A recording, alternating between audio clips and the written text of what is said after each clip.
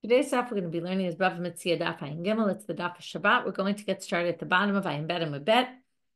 Tanu Rabbanan, 2 lines from the bottom. Hamolich chavila mimakom lemakom. So I want to bring my items to sell. Now I'm living in a place like Vietnam where things sell for very cheap, and I want to bring it to New York where I can get a lot more money for my item. Mitzao chavero, but then I see you, and you say, or you find me. You see me. You see I'm going to go to New York to sell my item. You say, you know what? I'll buy it for the New York price right here. So you're basically going to give me, you say, give me your item, and I'll give you the price that you would get somewhere, right, in the more expensive place.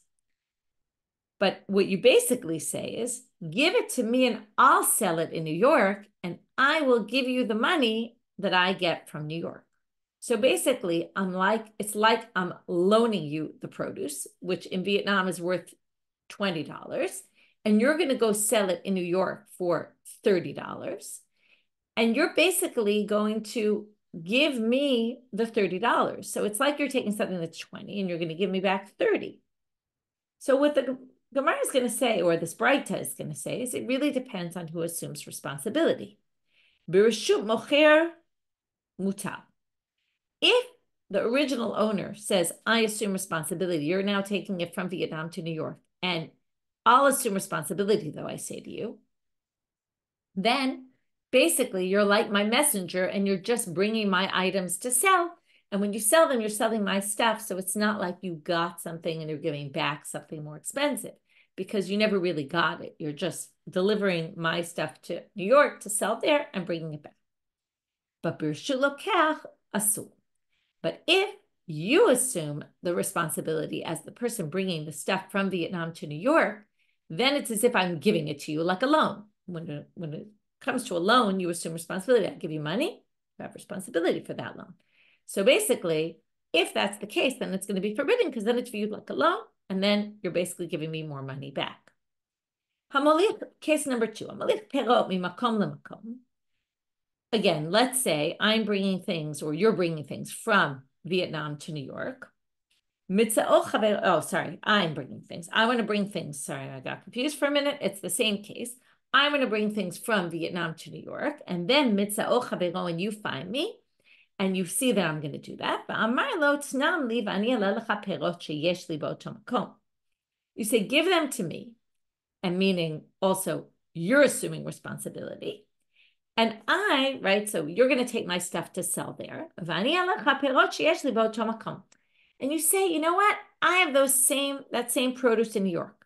I'll give you the stuff in New York. Okay. I'll give you basically the higher price. So this is like se'ah basically, because I'm loaning you the wheat and you're committing that you're going to give me back wheat later that you have in New York. So basically, I'm giving you wheat that's worth $20 in Vietnam, giving to you in Vietnam. You're going to give me back your produce from New York that's worth 30 later. So basically, this is like se'ah b'se'ah. You're borrowing a se'ah of something and you're giving back a se'ah worth something more. And that's not allowed. So, except it is allowed in yesh lo pirot b'oto makom. If you have produce in the other place, then you can basically tell me, oh, that's yours right now. And then there's no delay. There's no agarnata, right? That you're the hamtanat ma'ot. There's no issue of you getting something, and because you now have time to return it, you're now going to give me more when I get it back, because it's as if you're giving it to me right then and there. But in lav, if not, it's asur, because this is ribi.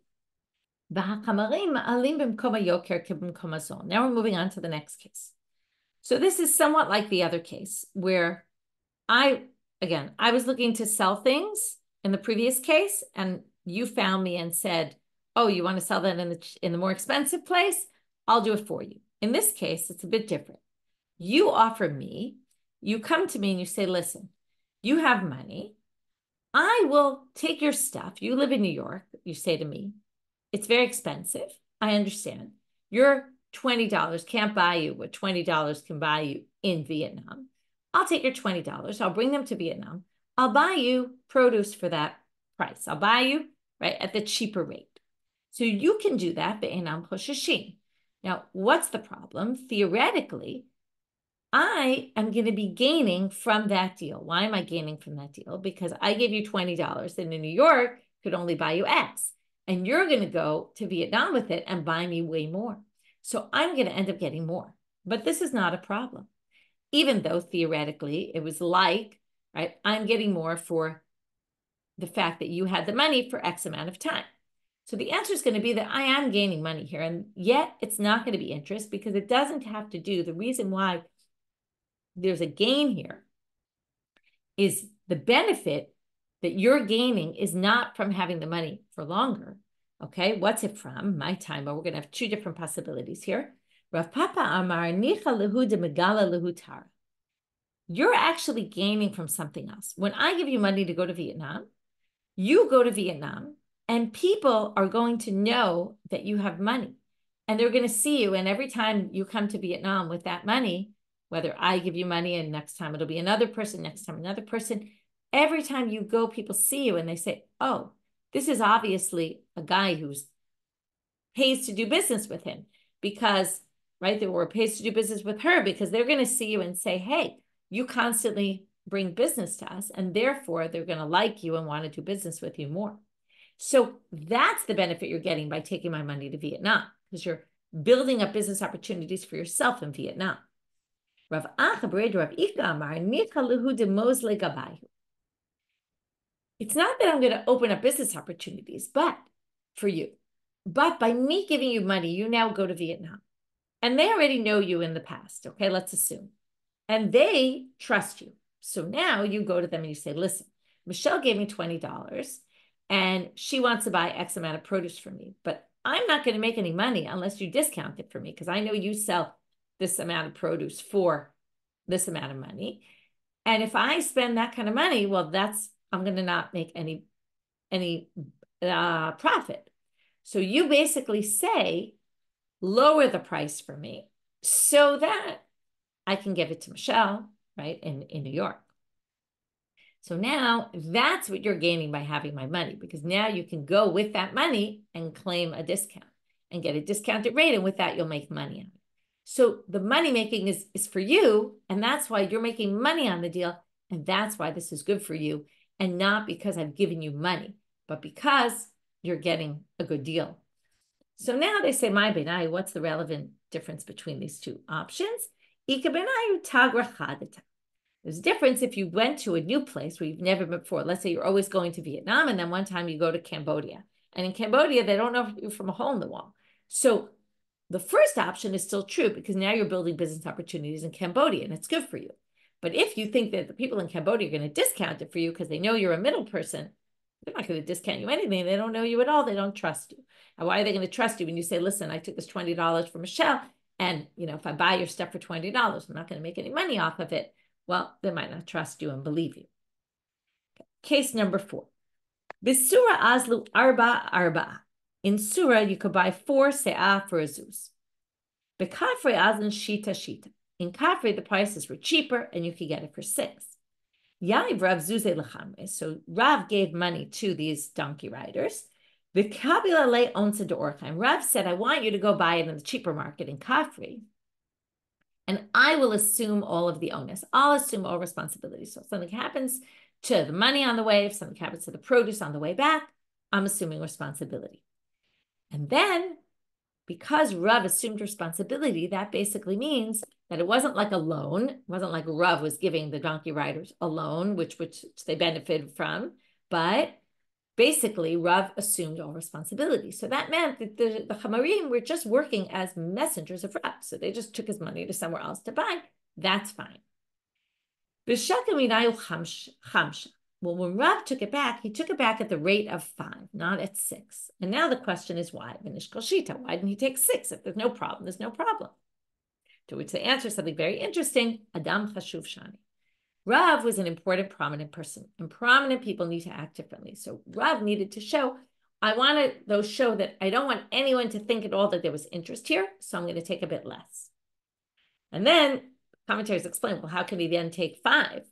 If there was a concern for interest, he should have taken 4, which was the price of it where he lived, because now he's getting a benefit. So they say that it was viewed as if it was a partnership, and then they split the profits. And then it's more like going into a business venture together with someone, which obviously you're allowed to then split the profits. Rabbi Asi me Rabbi Yochanan. Okay, fifth issue for today, or fifth topic.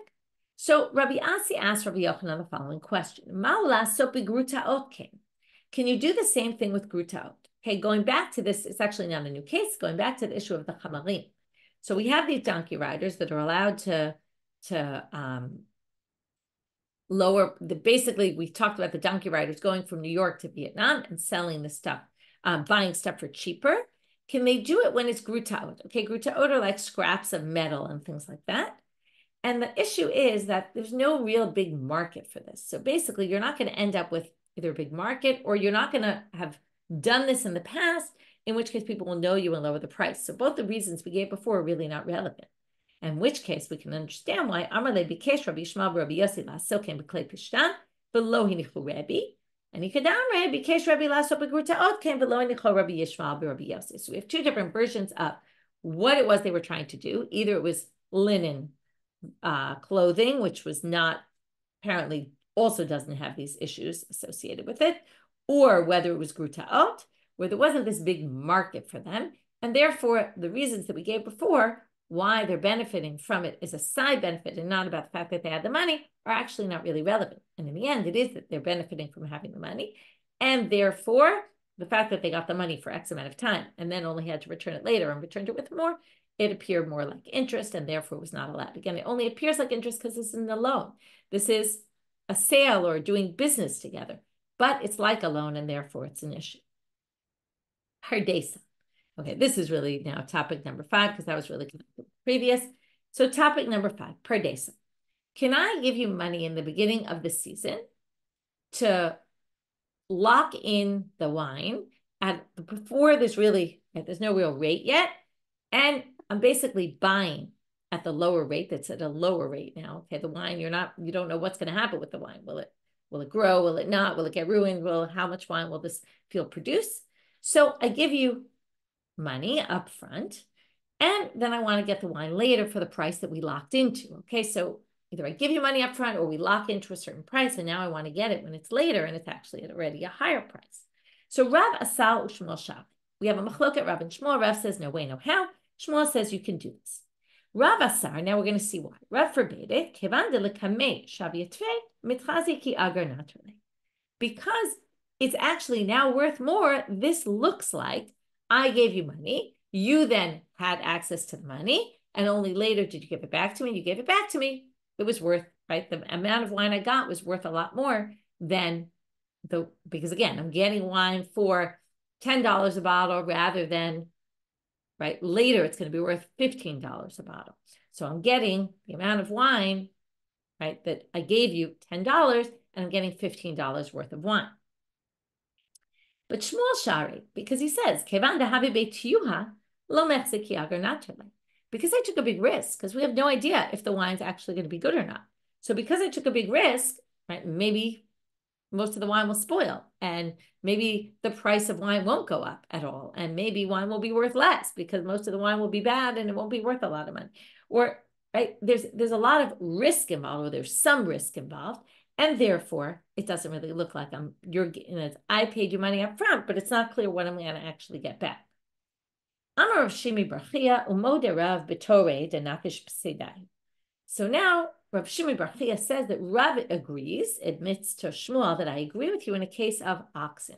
There's a big debate what this is. Is it buying oxen because many oxen die or don't end up being as strong as we thought they were going to be, or something like that? Or does it have to do with if the oxen are working in the fields, then they often ruin the fields, and then a lot of the wine and the crop will be ruined, and perhaps that's the reason. Either which way, it's a case where there's a much higher risk of loss. It's a much riskier venture.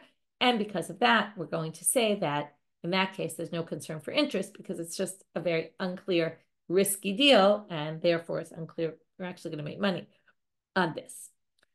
Amar lehu Shmuel, another case. Shmuel now says, and again, in a lot of these cases, there's multiple interpretations, which is what makes this a little bit complicated, trying to simplify and give one interpretation in each case.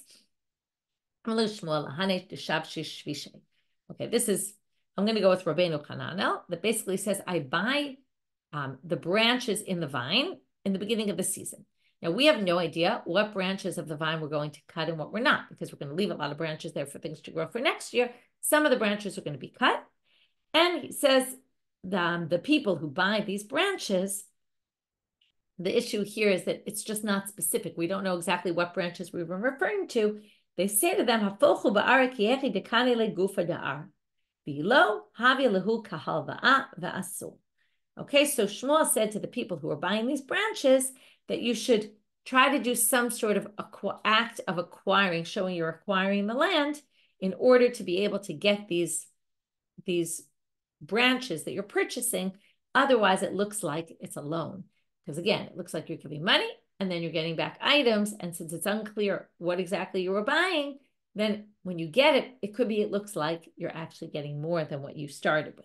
And therefore, it's going to be an issue. Amar lahu Rava lahanu demantere bage. So new case. Rava says to those who are watching things in the fields, Puku hafochu ba'ara bebedre. Sorry, go into the threshing floor. Didhu ad hahishata. The schira ena mishtalemet ela levasof. Vahishata ozule de kamos lugabayhu. Okay, this is, you need a lot more information here than what the Gemara tells you, but there are people who are watching the produce in the fields. And at the end, when they would get paid, they would often add to them some extra. They would kind of add and throw in some extra stuff. Now, the problem is that looks like rebate again. And because you're working and then you're not getting your money. So that's leaving your money. Let's say it's me, I'm working for you. I don't give you don't pay me till the end. And then when you pay me extra. So it's like I let you have the cash in hand for a while so that I could get paid more. So what do they tell me to do in order to make sure that I could get paid properly? I should go and work with you in the threshing floor. In other words, I was watching your produce. So I should go at the late stage. And now this is the thing. The grains are worth less before they're fully ripened and before they're processed. Right? Once we go through threshing, they're already worth more. So now I should go with you to the threshing floor and help you with the threshing so that my payment will only come really at the end. In other words, there's this concept, and that's what it says.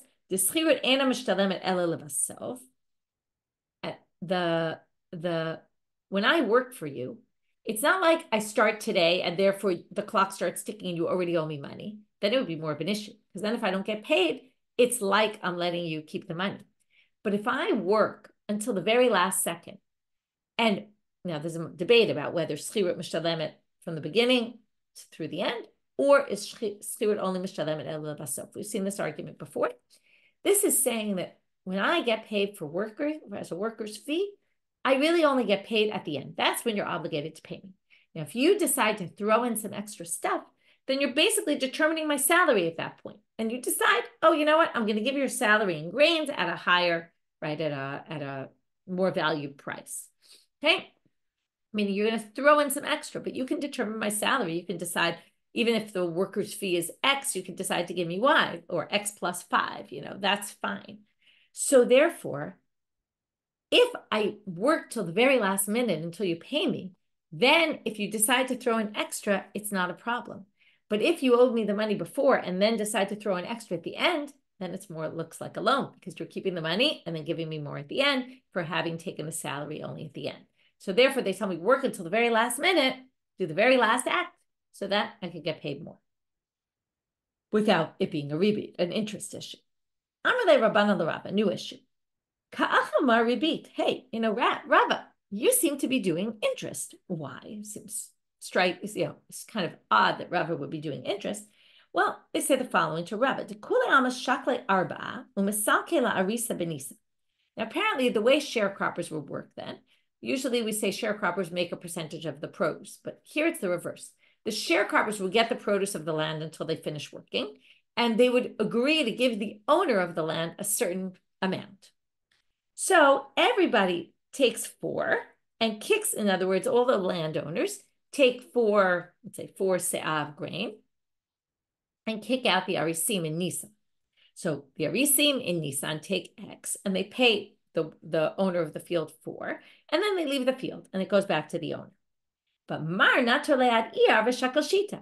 You wait till iyar and then you take 6. So you take more than all the other landowners, and for waiting, right? So basically you waited, and on account of waiting, you now get more money. So that seems right. You're basically giving the Arisim more time on the land. You're giving them more, also more produce, and you're getting back more because, right? So that's letting them have your land for longer. Sounds like a loan, and then you're getting back more as thanks for that. So Amar Lahu, he says to them, what are you talking about? You're the ones doing it wrong. And now it makes sense why they're accusing Rav of rebate. No, Rav, of course, wasn't doing interest. He says, you're the ones who have it all wrong because Arla Aris Mishtabe. The land is really given to the Aris. And you're actually causing a huge loss because you're kicking them out in Nisan. And in Nisan, there's less stuff that's grown or it's not ripe enough yet. And you're basically giving them the produce and then kicking them off the land. So you're giving them a lot less. You're giving the Arisim, the people working for you, much less. So in other words, while on the one hand, you're taking less, but you're also letting the Arisim get less. You're only taking 4, but the Arisim are getting much less. And then you get whatever, right, they didn't take. And you end up getting the land back. But I let them stay till Iyar. And then they get to get more produce because more grows by Iyar, or perhaps just more, it's more ripe by them, which means it's better produce. And I actually have them make more money. And therefore, I also take more money. But it's not like I'm getting interest here. It's just that they get more and therefore I get more. And you guys really have it all wrong. Okay, next case. Rav Meri bar Rachel. Okay, he's a famous character because he's called by his mother's name. And the reason his father wasn't Jewish, then his father ends up converting, but he was actually, his mother became pregnant with him before. So that's why he's called in his mother's name. Anyway, Rav Meri bar Rachel, Mishkan Luhahu Nochri Beita. A Gentile owed Rav Meri bar Rachel money, and the Gentile gave Rav Meri bar Rachel land. Hadar Zavna leRav. And then the Gentiles sold the land to Rava. So Rav Meri bar Rachel first had the land. It was the Gentiles' land. Then Rava bought the land. Now Rava didn't have a loan out with Rav Meri bar Rachel. He just bought land that was used as a collateral, that was given as collateral to Rav Meri bar Rachel. Natar Tresa Yarcha Shata. So Rav Meri bar Rachel was on the land for 12 months. Shakal Agar Beta. Amtelihu leRava. After 12 months, he takes rent and he gives the money, the rent money, to Rava. Amarle. So let's go do a little bit of background. If you take collateral, you take land as collateral from a Jew, okay, which is not the case here. You took it from a Gentile. From a Jew, the first 12 months, the Jew, you have to keep, the land is yours, okay? But in other words, you took it as collateral, you get to use the land. And since they're not supposed to really return the loan for the year, let's just assume it was a year loan, and that's like a standard. So therefore, you can use the land without paying rent. After that, you have to start paying rent. If you're going to take produce, you have to pay rent. Now, the way it works is if they don't pay you back, then the land becomes yours instead of the loan. If they do pay you back, then you'll have to give back the land. And, any produce that you might have eaten from the land really doesn't belong to you. But if you took this land from a Gentile, then you're allowed to have the produce from land, because what's the problem? You remember we learned if you eat the produce, then that's interest, because in the end, you're going to get your loan back and you're going to get the produce back. So in Jewish courts, again, for the first 12 months, you really can't kick them off, and therefore you can actually have the fruits. If they're going to pay the loan back, you're going to have to give the produce back, fruits that you ate. But you can use the fruits for the first 12 months, and you don't have to pay rent. After that, you have to start paying rent. But in Gentile, if it's with a Gentile, you don't actually have to pay rent at all until they give the loan back. The land is yours because there's no concern of interest at all. The land is yours. You can live there for free. You can use the produce. So now this case gets tricky because it was first Gentiles collateral, and then it got given to a Jew. And also because there was no loan with the Jew, so there's no interest issue because of that. So let's see what happens. So basically, Rav Meri bar Rachel says, listen, it's already 12 months past, and in Jewish law, after 12 months, and I've been living here since you got the land, for 12 months, I've been using it. Now that 12 months are up, I really have to start paying you rent, even though, again, the loan wasn't with Rava. So he says, right, Abahadalo Amtina Amarle. So Rava says to him, sorry, let's just read it again. Check her out, right? So he brings it to Rava. Amarle, and he says to Rava, Hi Dilo Amti Lamar Agarbeta Araina. The reason I didn't give you the money for the rent until now was Distamashkanta Shata, because usually that's the standard type of mashkanta in Jewish law is for a year.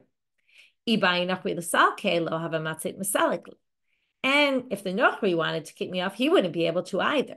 So hashta lishkomar agarbeta. But now, already 12 months have passed, and in Jewish law, you could theoretically kick me off the land, even though you haven't repaid the loan, or I would have to pay you rent. Basically, you could require me to pay rent, so I'm going to pay you rent.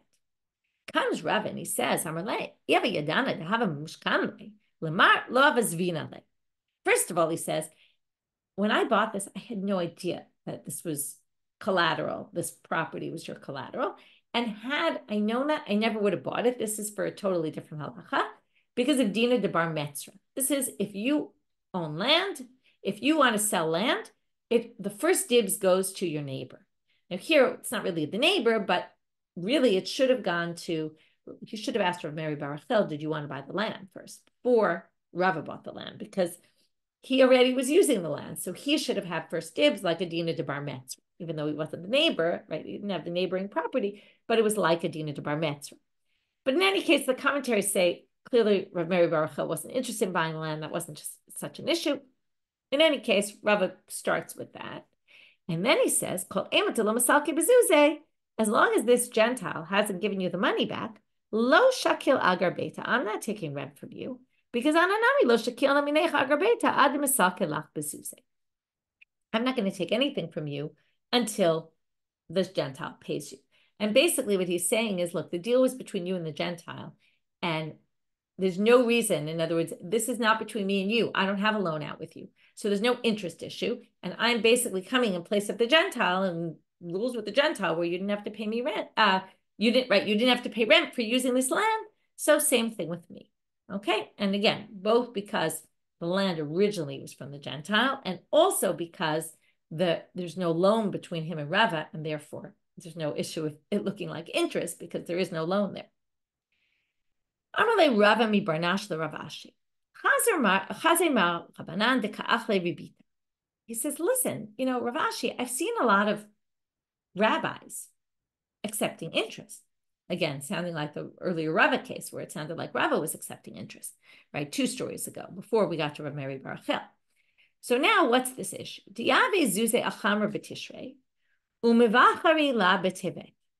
So people are putting money down in Tishrei for wine before the season when it's a cheap price. And then they're getting their money in Tevet when the prices go up. So again, the price per bottle of wine is different in Nisan than it is in Tishrei. I'm sorry, it's different in Tishrei than it is in Tevet. Okay, in Tishrei, it's much cheaper to get a bottle of wine. But then they're only getting it in Tevet when it's worth more. And again, they're giving money, they're getting back more later. So that looks like interest. To which he says, no, first of all, let me just go back and explain. Why are the bottles cheaper or the money that they're spending gets them less in the beginning of the season? Because some of it is probably naturally going to spoil. Wine spoils, it turns to vinegar. So when you're paying the early price, you're paying less for more because your more is really not more. Your more is going to end up less because, right? And in the end, it's going to end up kind of the same price, which is what they're going to say in the end as the answer. So you say they're spending $100 for 10 bottles of wine, okay, fine, $100 for 10 bottles of wine. That's what you're claiming. But really $100, and then they're going to get later, right, wine that's worth, for the $100, they're going to get $150 worth of wine. But really, the 10 bottles they're getting for $100 are really going to be less. And in the end, the price is really going to be the same. Because in the end, what they're paying for at the early price, the early time, is, in fact, the reason why it's so much cheaper is because we're assuming that a bunch of those bottles are going to go and they're not going to be good anymore. And then it's going to be like paying $150 for 10 bottles of wine because the $100 is going to get them actually less wine. And it originally even was getting them less wine. So when they're getting more, they're actually getting the same as what it really was. It's really not interest at all here. And what they're saying is they really paid money for the, let's say 80% of the bottles at the time. And they weren't really paying for those ones that are going to eventually turn into vinegar. That's what it says, a chala lo kayave. They weren't giving money for the vinegar. Meikar de chamra chamra de chala chala, right? In the end, it was as if from the beginning, the wine was wine and the vinegar was vinegar. And therefore, when I bought if I would have bought 10 bottles for $100, it really would have been more like buying 8 bottles for $100. And then that's going to match the price of, again, I gave not a good price for that. But if you compare it, right, it would be like getting 10 good bottles for more money, because at a rate of, 80 to 100 is like 100 to whatever it is. I didn't do the math, but you can figure it out, right? And that's what it's worth now. So now they're going to say, Ravina havaya v'zuze lebnei akra de shantvata v'shafche le tfei kufita. So Ravina would pay money to the people in this tower in Shanvata. It was the name of a place. And they would add an extra jug at the end. They would pour him an extra jug of wine. So he would bring a bunch of jugs. He would buy 10 jugs, and they would always throw in an 11th jug. Right, this happens a lot, where you buy 10, get one free. Ravashi, Amar Mishari, says, is this allowed? Because basically he paid money for 10 and he's getting 11. Amar yeah, it's no problem, because he hule. Now, when we pay right away, again, there's no issue of rebate because you're getting it immediately. But if they gave the money up front and only got it later, and when they got the money, they gave them something, when they got the wine, they gave them an extra jug, that looks like it's a rebate issue. So he says, no, it's not a problem, because they're just throwing in a gift, okay? They don't care. It's not for payment. It's just for, having a good relationship with the buyer, wanting the buyer to come back. Amar le. But there's another problem. Okay, and this is totally disconnected. It's just we didn't know this case, but the people in Shanvata that are selling this stuff, the wine that was grown from the produce of the land, ha'aralav didhu, but this land isn't even theirs. It was stolen land. Now, it wasn't exactly stolen. We're going to see.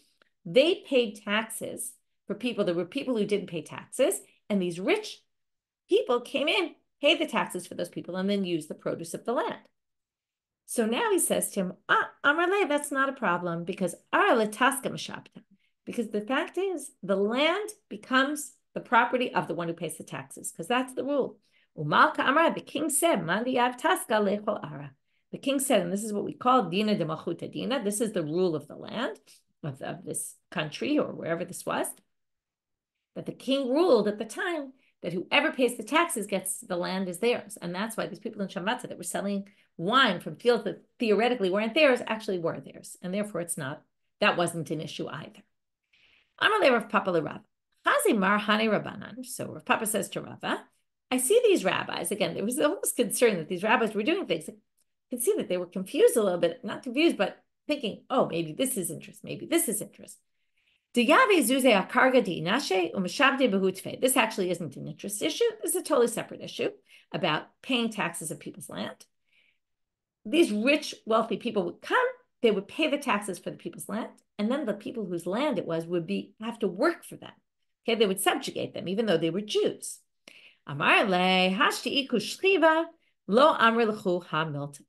He said, thank God I didn't die yet, because if I died, I would have died without explaining this properly to you. Okay, and here's the issue. Now there's a pasuk before we read on. Let's just read this pasuk by Yikra chapter 25, verse 15. You should pass down your slaves. These are Gentile slaves. Lareshet achuzah, as for your children also to have your slaves. They get passed down inheritance. La'olam behem ta'avodu. You should have them work for you forever. But you're not allowed to do the same for Jewish slaves. Okay, you can't have Jewish slaves, basically. So now we know there's something called an Eved Ivri. That's a unique thing, but otherwise we're not really allowed to have. And they're treated differently than an Eved Knani. So now we say, these people basically pay the taxes, these wealthy people, of the people who couldn't pay the taxes, and then those people have to work for them.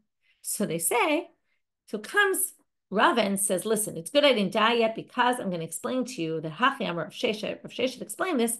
Mahoraiku dahane betafse de malka mana. Okay, the Mahoraiku is the document of servitude. The document of servitude for these people to be servants is really held by the king. Umalka Amar, and the king said, and again, we're back to Dina Gamachuta Dina, this is the law of the land. Lo yav karka lishtabe lemandi yav karka.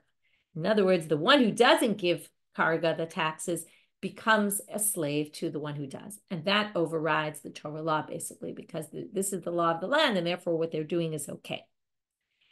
Rav Seoram Achua de Rava. So he was the brother of Rava. Havatakif inashe de lo ma'alu uma'ayel lehu begorki de Rava. There were these people who weren't good people, Jews, who just weren't behaving appropriately. He made them carry Rava's chair. They had those chairs that they would carry people in those days. They would make him carry Rava's chair. Amar lehu Rava shapir kavad. Rava said to his brother, "Oh, that was smart what you did." To Tanina, because it says Ra'ita she'eno nohei kashuha. If you see someone who's not behaving appropriately, minayin shatar rashai lishtabebo. How do you know that even though he's a Jew and you're not allowed to subjugate them and have them work for you, person like that you can? Talmud Lamal, now they're going to read the pasuk very differently. We've seen this before where we put the comma in the different place. La'olam behem ta'avodu uva achechem. Now, la'olam behem ta'avodu means you should subjugate the Gentile slaves. But be'achechem, right? But your brothers, no. But if you say you should subjugate them, uva achechem, right? And your brothers, now, and your brothers really is the second part. And your brothers, you can't. But if you put the comma after, then and your brothers, meaning there are some people who are your brothers you can subjugate. And who's that? Right? Maybe then any brother you can. No, Talmud Lomar b'achechem Beit Yisrael ish b'achiv v'gomer. No, because then it says in the end of the pasuk, but you can subjugate your Jewish brothers. So we're going to say, oh, it must be, if they're not behaving appropriately, we're going to split between Jews who are behaving appropriately, Jews who are not behaving appropriately, and those can actually be your slaves. So that's just an aside talking about that issue of slavery that we got into with Jewish people. But now we're back to our topic. Amar Rav Chama. And the truth is we're really not exactly necessarily in a rebate case, in an interest case, but we're in cases, we have a lot of cases today where you send someone to buy something for you. So someone goes to buy, so I give money to somebody to buy me wine, okay? And you didn't buy me wine. Now, you'll see why this is possibly an interest case, but you didn't buy me wine. Now, the law is, now I sent you to buy wine in a cheap place, and I gave you wine the lower price. You didn't buy me wine there. Well, guess what? You don't have to spend of your own money, which is kind of crazy, and buy me more expensive wine now because you can't get the cheap place anymore. You missed the opportunity. You missed the sale. And now you have to pay out of pocket to get me the wine from the better place. Now, what exactly is the scenario? Most people think, although there's a debate about this, that, and by the way, this would be rebate because I'm getting more, but yet we're allowed to do this, and we'll see why, because there seems to be that you made a commitment. You said, I will buy you wine, and if I don't, I'll cover the loss. And now we're going to see what the story is. So Amar Amemar. So it sounds like you could do this, but Amemar says, what are you talking about? I said this to Rav Zvid from Nehardea. Amar, Kika Amar of Chama, Hanimili began stam. Ava began zelo. Only if I said, go buy me wine, and then you committed, I'll buy you wine. But if I said, go buy me this wine, I only want wine from this one storekeeper, then you're not responsible for your commitment. Why not? Because even if you made a commitment, well, you come back and say, I couldn't buy it. Why? Because if I wanted one very specific wine, maybe the wine seller would be willing to sell it to you.